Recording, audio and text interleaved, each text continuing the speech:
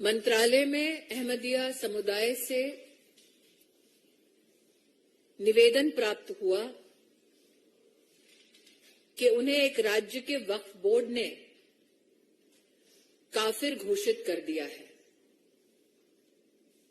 मैं अल्पसंख्यक मंत्री के नाते ये स्पष्ट कर देना चाहती हूं,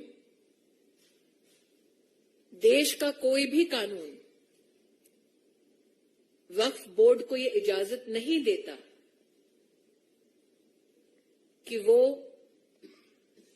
किसी को अपने धर्म से विहीन करे। इस संबंध में ये भी स्पष्ट करना चाहती हूं, मेरे पास जो जानकारी आई है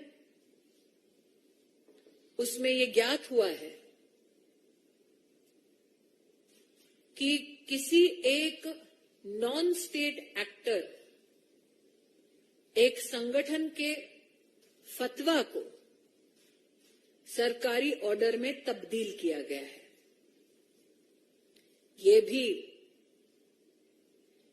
संविधान और एक्ट ऑफ पार्लियामेंट के विरुद्ध है। हमने प्रदेश की सरकार से गुजारिश की है कि वो संबंधित वक्फ बोर्ड के संदर्भ में कार्रवाई करके हमें सूचित करें।